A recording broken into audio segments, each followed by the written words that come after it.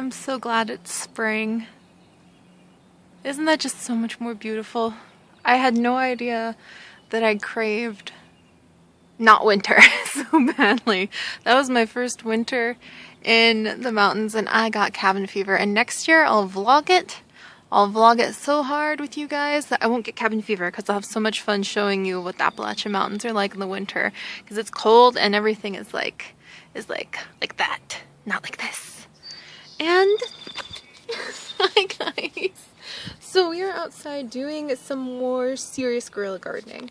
We're not allowed to turn this rock bed. I'm going to show you the rock bed. Look at the little finch.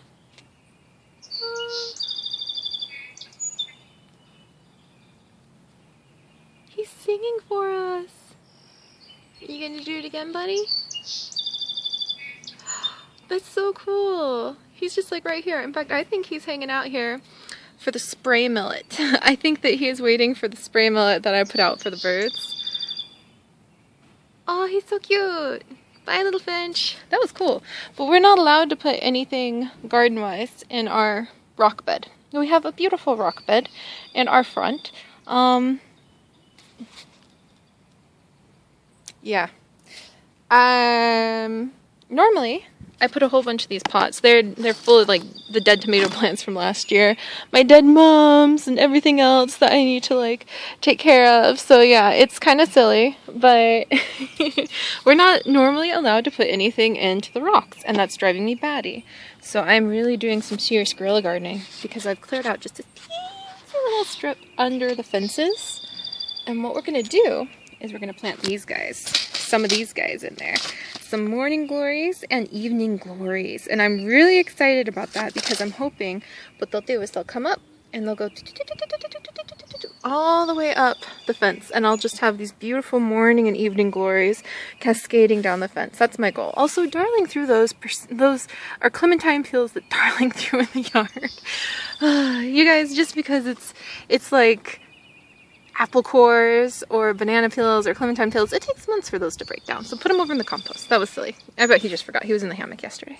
But anyway, yeah, so we're not allowed to put anything in the rocks, but I'm going to see if I can get away just with this little strip of stuff. And then this is some weird thing that the last tenants left here. So I'm just going to use it, hopefully, to encourage the little ones to grow up and keep going up the fence. Because while I may enjoy the lovely, algae that's attempting to grow on our white plastic fences that they have in every apartment complex, I would really love if it was flowers. Beautiful flowers instead. So let's learn about these. So these are just morning glories I picked up at Walmart last night. No problemo. Giant mixed colors. So it looks like the package suggests we might have 3 to 4 different colors of morning glories. Half-hardy annual, giant, oddly marked flowers often 3 inches across in radiant shades of red and blue distinguish this fine blend. Graceful vines are ideal for training over arbors and trellises, or hopefully, fences. Let's see, after all danger, frost has passed. Yep. Sow in open ground well exposed. Cover with 1/4 inch of soil. To hasten germination, well, I'm not going to do that. When plants are 4 inches tall, thin. Does not transplant well, which is why we're just going to plant them straight in the ground. Let's see. Excellent for temporary screens and ground covers. Vines can be trained to cover fences, tree trunks, and stumps. If lush growth but no flowers, stop watering. Good to note. I'm going to have to remember that if we don't get like any flowers. Alright, so yeah, it's a good time to plant these. Look, they can get up to 10 feet tall. We want to space them about 6 inches apart, full sun. We get a lot of sun right here too. So it will be about 2 weeks before we can expect to see any of these guys pop out of the ground. So that's always the kind of intense waiting part, because a lot is going on for the seed when it's in the ground. It just feels like nothing's going on for us. So that's kind of what gardening is like. It's definitely an exercise in patience. And then we have the moonflowers, which are evening glories. These guys open up at night, so I want to have like some that open in the morning and some that open at night.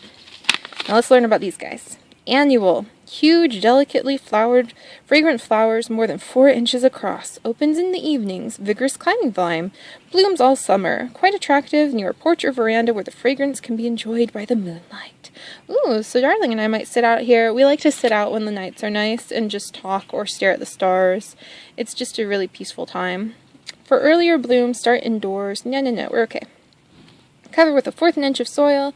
Yeah, cover lightly when plants are 2 inches tall before transplanting. Harden the seedlings. So we're just going straight in the ground. Excellent for temporary screens. Provide support for climbing. Are you going to be our climbing support? I think it'll be our climbing support. Alright, and then March to June, so this is a good time. Oh my gosh, look, it's going to be like forever. We're going to be waiting on these guys at least 2 weeks, possibly 3, before they pop up. So that's going to be interesting. Alright, and then these guys, yeah, 50 to 80 days to bloom. 60 to 90 days to bloom. So this is an investment for sure. An investment in patience and time. Alright, so let's see what these guys look like.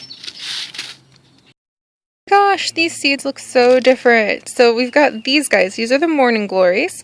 They come in a couple different colors. Also, excuse all the dirt under my nails. That's just the sign of a hard-working gardener. If I can say this is gardening. Alright, so let's gently take out. Here's a couple examples of these little guys. So you can see kind of like the 2 different types of morning glory seeds. I'm assuming that each type is a different color.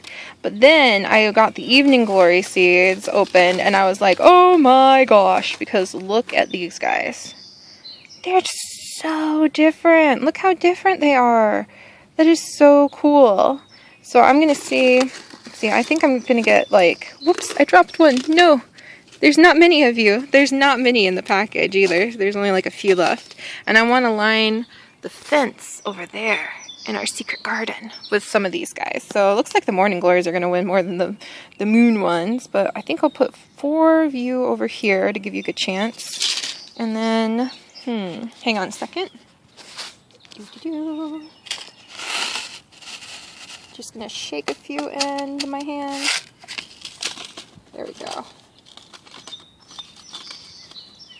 Ah, don't fall over. Sorry.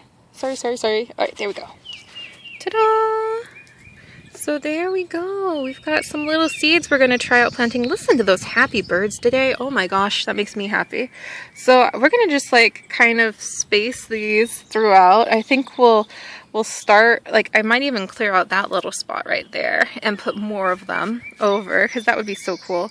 But I'm going to try planting these in and we'll have to see if they're successful. I'll feel bad if all of them germinate and we have to prune a few of them out. But that's just the way it goes. So I'm going to plant them in and really there won't be anything to see because they're going to be hiding under the dirt. And we'll have to just periodically check in on these little guys. I'm so excited. We're really doing this. And I love that I'm sharing it with you guys. And I love gardening because it can show that a lot of what happens that's beautiful and amazing happens under the surface. And so never really think that just because you can see something, you see the whole story. And that counts for people, that counts for yourself. There's a lot going on under the surface. You don't know what kind of seeds somebody has hiding inside of them. You just have to provide kindness and a good environment so that one day they can sprout and grow and you can see something amazing. So I'm going to plant these guys and I will see you guys next time. Remember, be nice. It means so much. And also, like, take risks sometimes. If they're going to make me cover this back up with rocks, big whoop. I mean, if they let our neighbors have like a dead vacuum sitting on their porch for 5, 6, 7 months, then I don't think they'll get mad if I try to beautify something. But just because you're not certain of the outcome, don't hold yourself back. Plant some seeds. See what happens. I'll see you guys next time. Stay curious.